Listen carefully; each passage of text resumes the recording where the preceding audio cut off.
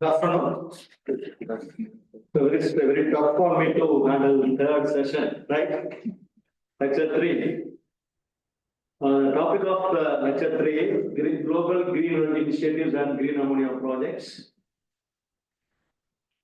So what is the learning objective? So why we are going to study this topic? What is the importance related to this, the theme? To understand the global energy initiatives and explore various green energy sources. As Professor Who already mentioned that what are the green initiatives that taken place across the US. So we need to explore the same way what India is exploring in green energy initiative. And then to analyze the role of ammonia, as you know that ammonia carries hydrogen in terms of weight basis. The amount of hydrogen energy density in hydrogen, the amount of energy density available in ammonia in terms of hydrogen. You see the compare the values. Ammonia has more energy density in terms of hydrogen present in hydrogen. Then the third one, to identify challenges and opportunities, already who mentioned in the second lecture. What are the challenges? Why the SMR methodology, steam methane reforming methodology concept is not ruled out completely by bringing the green energy initiative? What are the drawbacks? What are the obstacles there? Switch over from the Haber-Bosch SMR concept from producing ammonia from natural gas or methane, right? And it is a well proven. For 100 years, the Haber-Bosch technology is the well proven technology. Because of the Haber-Bosch technology, I can say both the scientists, both belongs to, I can say, German scientists, they got the Nobel Prize. 100 years back, the technology was evolved. Now, this is one of the best technology, is not replaced so far by even bringing the green energy initiatives. To discuss the future trends and technological advancement in ammonia projects, we are going to talk about microwave, we are going to talk about biological, we are going to talk about the plasma, cold and hot plasma technology, and also we are going to talk about the pyrolysis and gasification from biomass, how the ammonia can be generated by producing hydrogen, how the hydrogen can be separated from all the sources. So learning overview of the end of this presentation, you are supposed to know what is green energy, what are the global energy initiatives, what are the green energy sources you come across, and it is also advancement available across the world, challenges in green energy adaptation. So what are the challenges? How the SMR technology can be still, I can say, achieving the hydrogen production, or I can say ammonia generation is not going to be replaceable. What are the challenges with respect to green energy adoption? Introduction to green ammonia, global green ammonia projects across the world, challenges facing in green ammonia. So what is green energy? As you know that the green itself is natural. The energy is produced from natural source like wind, solar, hydro, renewable, geo, ocean, I can say wave or tidal, also thermal energy conversion. These are the methodologies, right? We are using for producing the electricity. Either I can say electricity directly or producing the mechanical work. Then we are using an electrical conversion device to produce the electricity. So what is the ultimate aim in moving towards the green energies? We are going to reduce the carbon emission. We are going to completely eliminate, because every 1 ton of ammonia generation we are producing about almost 100 tons of CO2. 100 tons of 100 times the CO2 comes out if we are using the source from the carbon like methane or methanol or ethanol, whatever may be. We want to completely eliminate the carbon and hydrogen generation or ammonia, if it is apart from the carbon production, I can say COX, we can say carbon monoxide and CO2, we can be able to save the environment. And the ultimate aim in going for green energy. So you all know that there are all the different green energy, wind energy, solar, hydro, geothermal, and I can say biomass.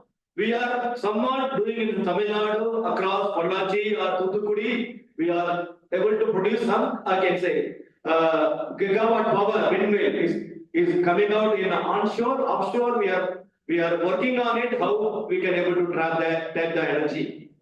We are poor in offshore, I can say.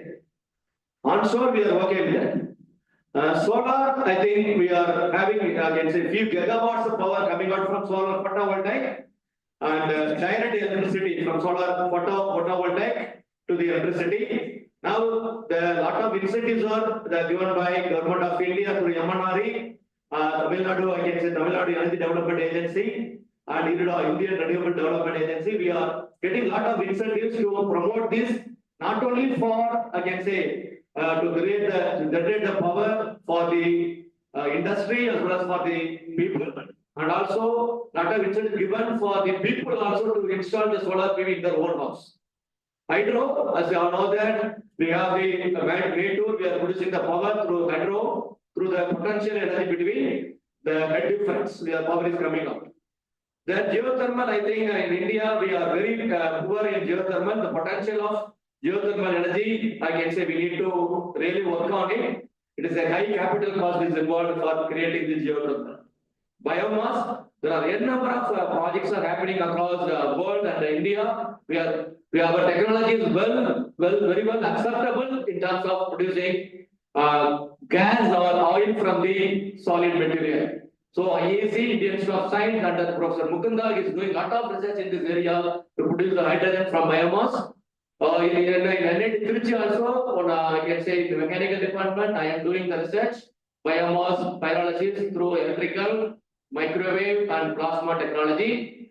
Whereas in the chemical department, Dr. Sribhat, Dr. Sarasandra Babu, Dr. Samsudin, there are many people in chemical department also doing a lot of work in producing producer gas. We call it as a synthetic gas, contains two constituent carbon monoxide and hydrogen, and we are currently focusing on producing the hydrogen before the process happening in the gasification system.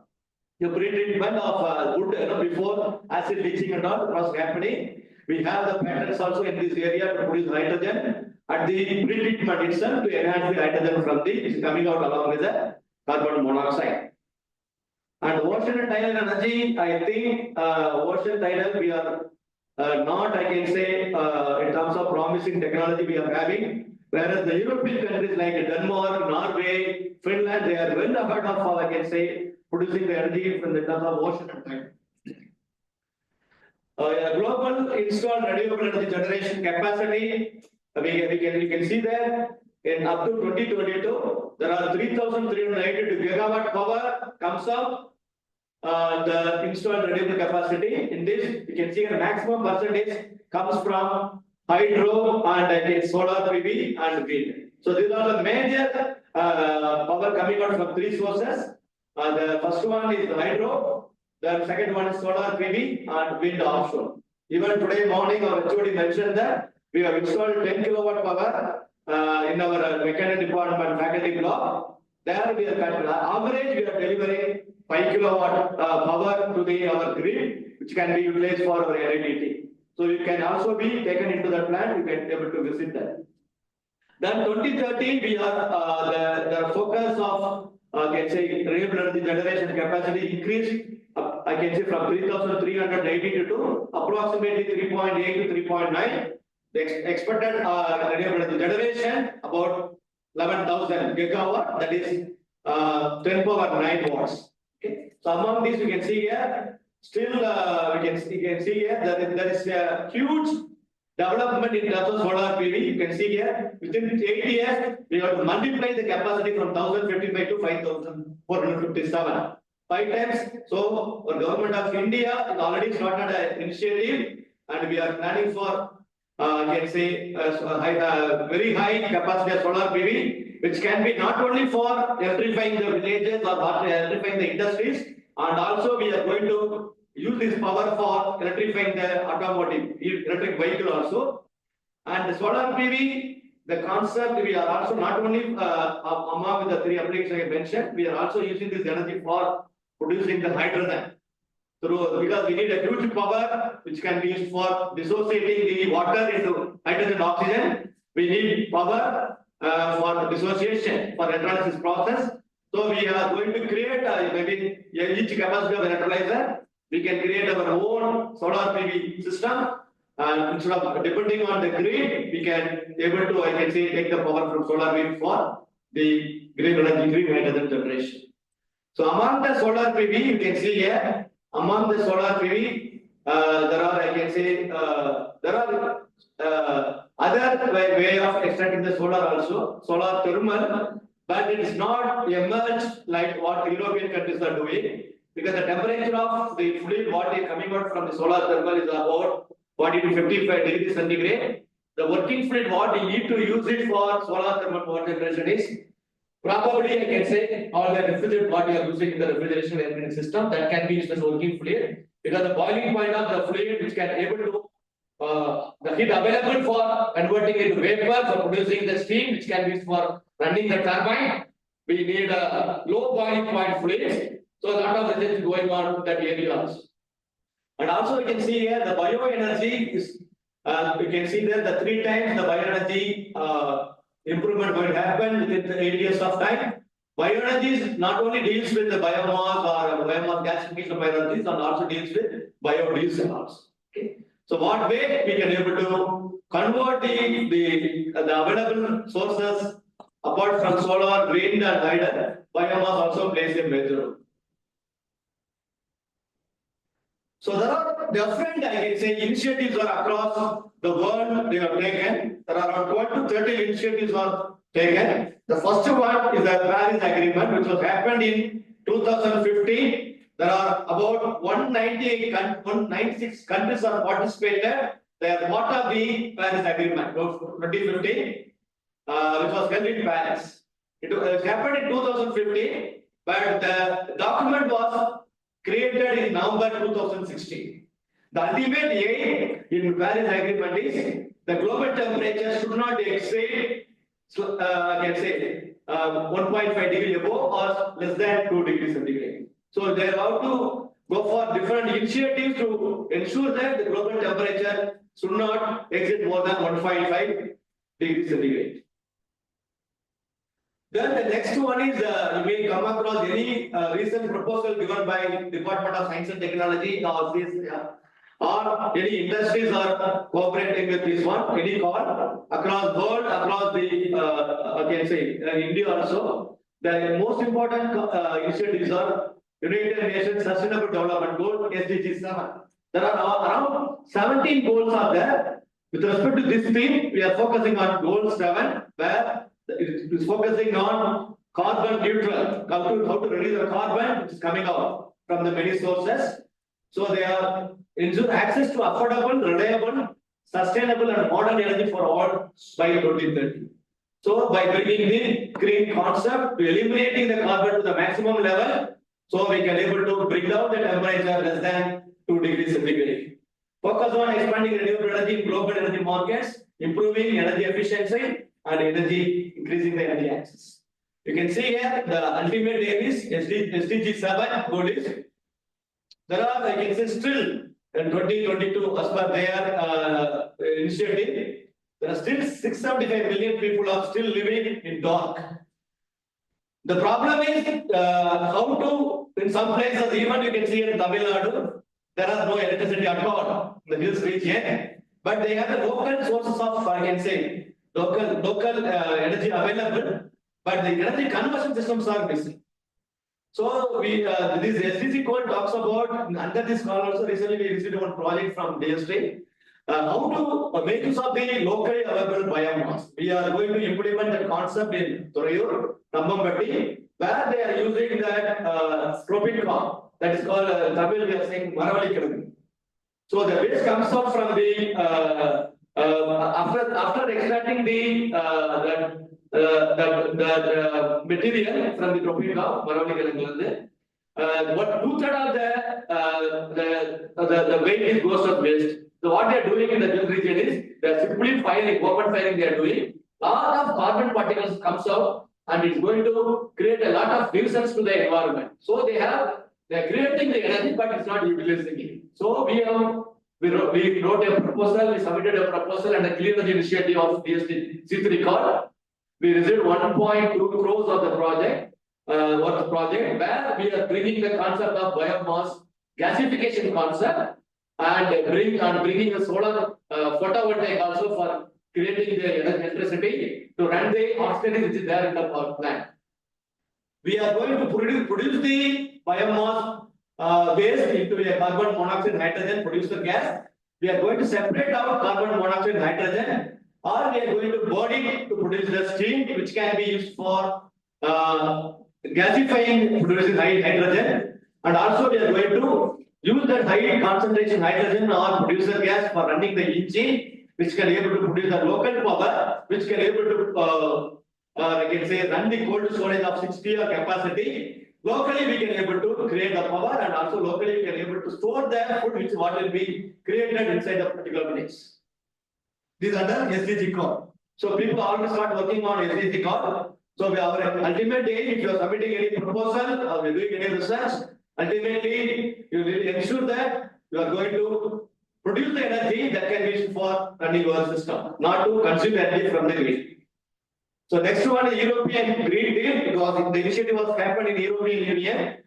Make the European Union climate neutral by 2050. They have set the target 2050. They want to say that the I can say carbon balance. How much is you are emitting? How much is going to be consumed? That's called circular economy. So you cannot produce, you cannot consume more. You can consume more, but you cannot produce more. So you have to balance it. Climate change and environmental degradation are existential threat to the Europe and the world. To overcome the challenges, European Green Deal will transform the European Union into a modern, resource efficient and competitive economy.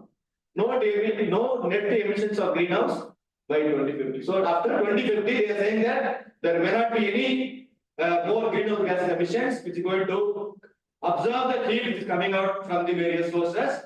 So they are completely the aim is to completely eliminate the carbon footprint, economic growth and decoupled from resources. This one is instead of producing the power from the particular site, they are going to say that instead of producing 50 megawatt or 100 megawatt on place, you create a local gen. Trichy I can say here to Tiruchirappalli. I can say you can have in Tlapudi, this place called Tlapudi. You have maybe I can say 1 megawatt you can create a power here. Maybe in city you can create 2 megawatt. Maybe I can say Karur you can create some power. So you can create the power needed for the particular place, then and there itself, so that the emissions which will be coming out from the different, I can say, different plant will be neutrally balanced. Then the Renewable Energy 100 initiative.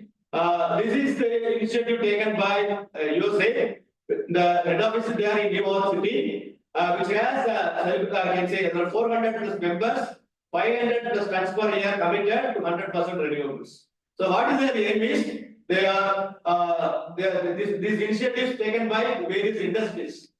So different industries across the world, Tata Motors, Siemens are participate, they are part of this membership, and their aim is to go for their industry in the form of green energy.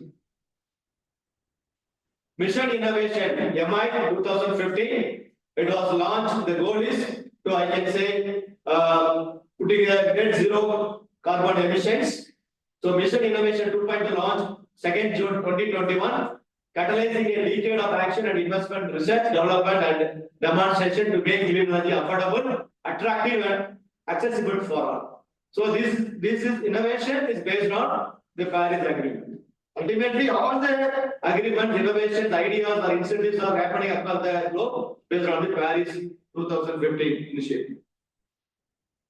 So International Solar Alliance, I can say, this is the particularly for solar, they are going to mobilize efforts to scale solar energy deployment worldwide.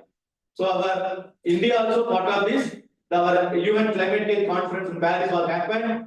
So President of France and Prime Minister of India signed a memorandum of understanding, and our India and France is the leading, can say, country in bringing the solar initiative across the world.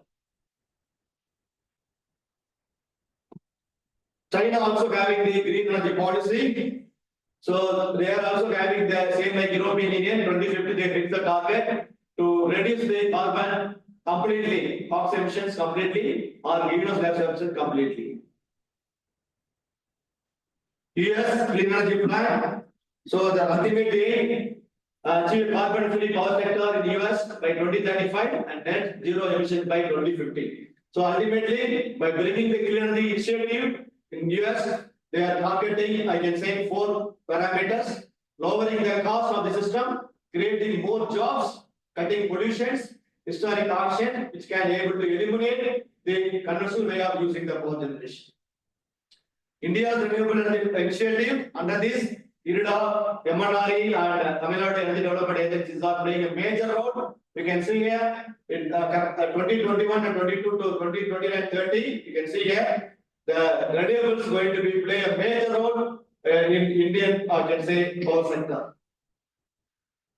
So India's renewable energy capacity is projected to grow rapidly, 35 to 40 gigawatts added annually through 2029 and 30, achieve 500 gigawatt of renewable energy capacity by 2030. So that is the goal of the renewable energy initiative. India has been one of the champions globally in adopting renewable energy as part of this energy transition. So similar to this, African countries also going with the renewable energy initiative, AREI. They are also bringing lot of new renewable energy concepts, hydro, solar, then I can say wind and biomass. So they are going to also have at least by 2030, they are going to produce 300 gigawatts from the renewable energy sources. So here now you may come across International Renewable Energy Agency. Most of the funded world level projects are coming through IRIDA. Promote renewable energy adoption globally and provide support to governments. Mostly IRIDA is the agency which supports, I can say, European. Mostly the European countries are part of this IRIDA. They are going to have the generation, you can see here, up to, I can say, 2040, is around 365 gigawatt they have planned. So it's going to increase. Global jobs also going to be increased by bringing so much of clean energy initiative. And you can see power generation expected in, I can say, 2023 USD per kilowatt hour. You can see here up to 2023. You can see here the power generation with respect to renewable energy is going to play a major role. Green hydrogen initiative. So this is our theme of our workshop. So develop a green hydrogen as a zero carbon energy carrier fuel to make India the global hub for the production, usage of export and green hydrogen and its derivatives. This contributes India's aim to become the Atmanirbhar. This is an initiative given by the government of India under the Prime Minister's leadership, Modi leadership, through clean energy and serve as an inspiration for the global clean energy transition. The mission will lead to significant decarbonization of the economy, reduce dependence on fossil fuel imports, and enable India to assume technology and market leadership in green hydrogen. You can see here, supports domestic and manufacturing electrolyzer is under this initiative, offers incentives on production of green hydrogen. 5 million metric ton of green hydrogen we are expecting by 2030 under the National Green Energy Initiative. And you may come across MNRE already launched a 500 crores project for green hydrogen. Under this, lot of industries and leading institutions are participated. From NIT, there are a few number of projects also submitted under this call. There are 50 million metric ton of carbon abatement cumulatively going to happen. 60 to 100 gigawatt electrolyzer installation going to happen in the near future to produce the green hydrogen. 125 gigawatt renewable energy from green hydrogen production. Over 8 lakh crore investment going to be happen across the India from the leading. Already you know that Adani is going to invest at many, I can say, renewable energy projects.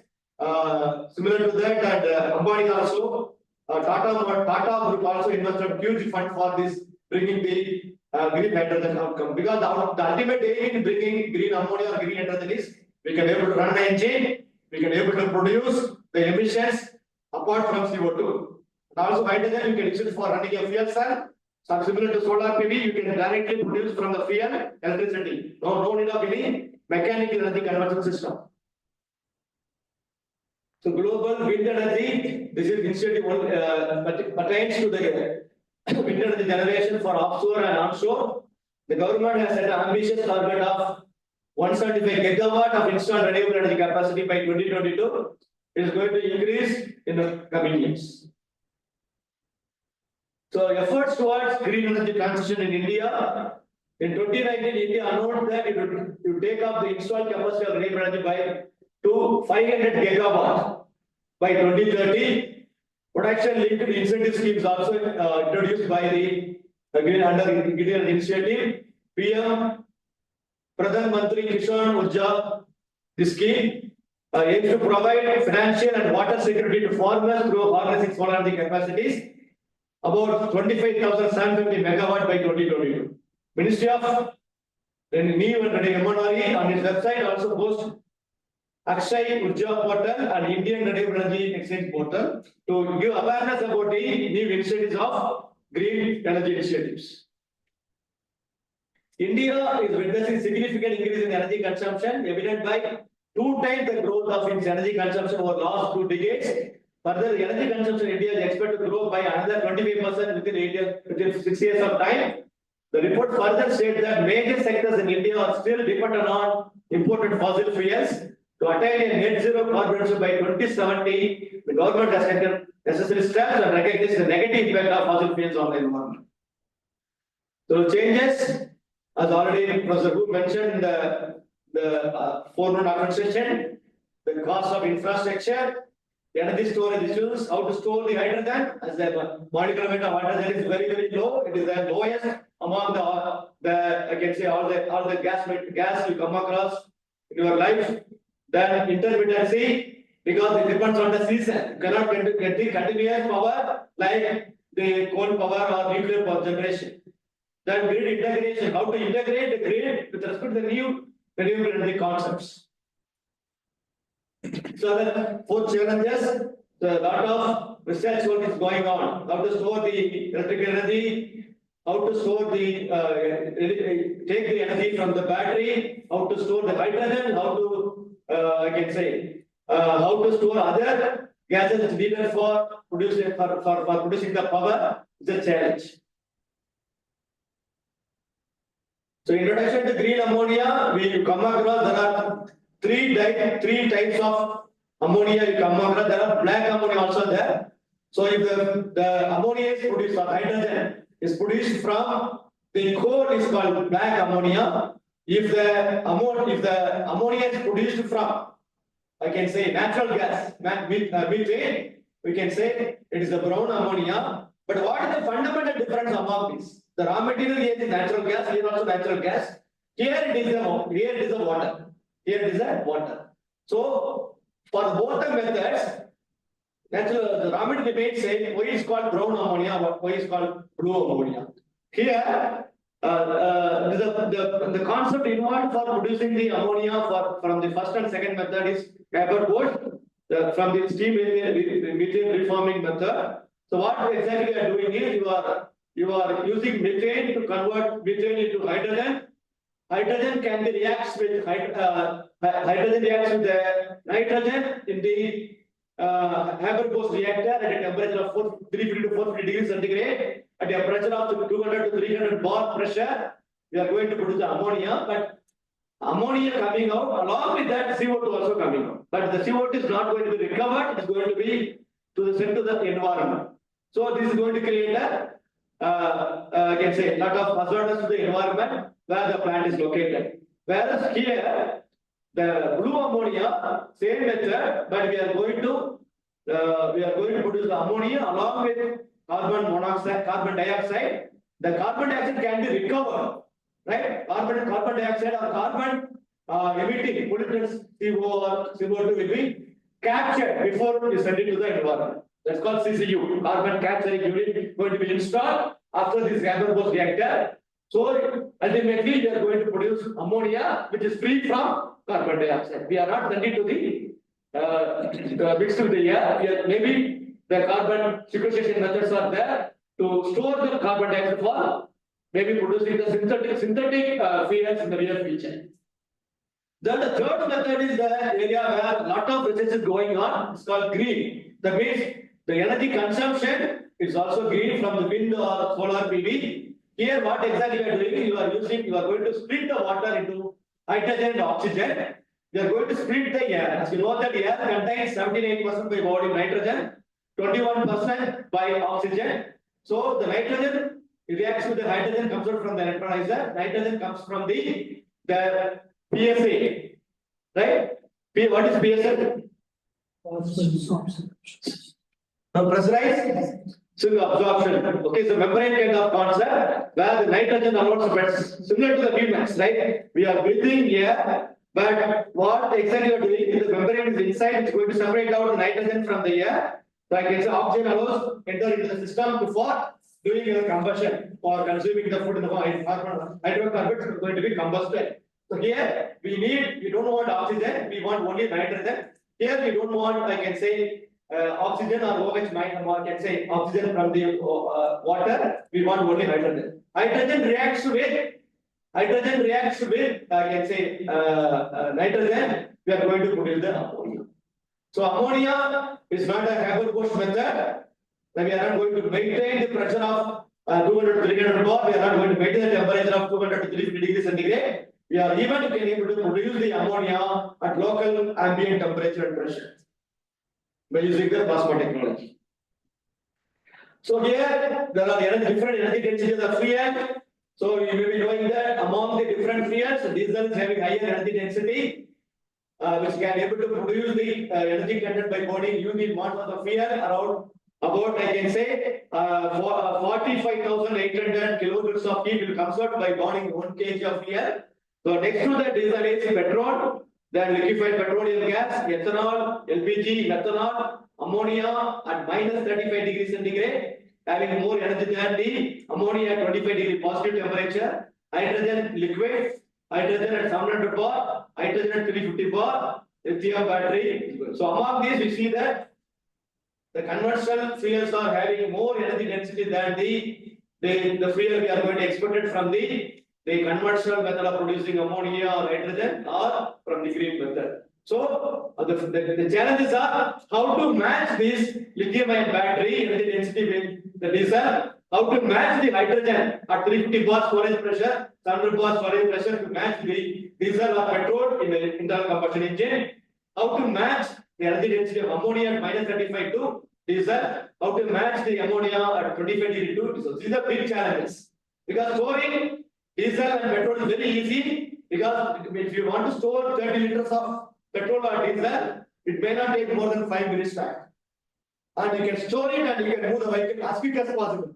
Whereas for storing the electricity in the battery, even then capacitors are available in the market and lithium-ion batteries are available. So even the charging may take half an hour. So you can move the vehicle if the battery is getting dried out. You have to stop the vehicle for half an hour at least to charge the battery. So purposefully you need to stop a vehicle. So when you want to travel from Trichy to Chennai, you have to have the break at Vilupuram to have lunch or dinner or breakfast to charge the vehicle. So it is mandatory. So you cannot say that within 5 hours or 6 hours I can reach Chennai like by going by petrol car or diesel car. EV, it is not in our hand. Charging and discharging is not in our hand. Okay. So a lot of research is going on in this EV side. And apart from, I can say, focusing on EV, people are now forget about EV, direct EV, they are going for hybrid vehicles. The hydrogen can be utilized for engine. Hydrogen can also be used for fuel cell. Similarly, ammonia can be used for engine because storing ammonia at minus 35 or 25 degrees can energy density more than that hydrogen. Because taking hydrogen at 700 bar and 350 bar, that's nothing but you are carrying the bomb in the vehicle. Okay? Because of the low molecular weight, to produce the same energy density of diesel, you have to store n number of cylinders. So apart from carrying the passengers, you are carrying the cylinder. You are carrying the bomb along with you. It's very dangerous. That's why people are moving towards ammonia because we can store at 25 degree or even at I can say liquid at 25 degree. The problem of at 1 atmosphere you can store up maybe 1.52 bar you can store it. The problem of this much pressure is the energy intensive process. Rather than producing the energy, you are consuming a lot of energy to produce the bomb. Okay. So properties of various fuels in terms of the value, you can see here in terms of unit mass, hydrogen is going to be higher value, but to carry 1 kg hydrogen have to take n number of cylinders with you because of molecular weight. This molecular weight is 1. Okay, so ammonia you can see here 18.6, gasoline 42.3. If you burn 1 kg fuel, it produces 42.3 megajoule. You produce 1 kg fuel. Maybe see that it is having high energy, high calorific value. But producing this much calorific value, you have to store 1 kg. It has you need lot of cylinders. Okay. So what is the future for green ammonia? So ammonia is easily stored.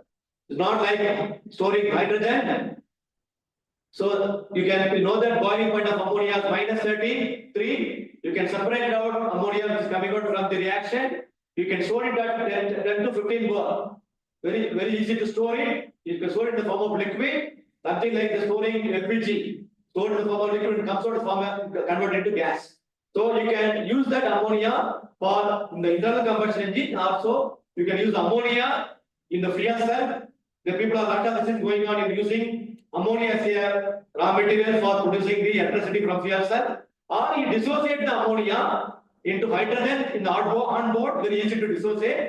Then the ammonia, hydrogen can be used for engine or hydrogen can be used in the hydrogen fuel cell. Okay. So the electric vehicle is a big issue for heavy vehicles, particularly in marine industry.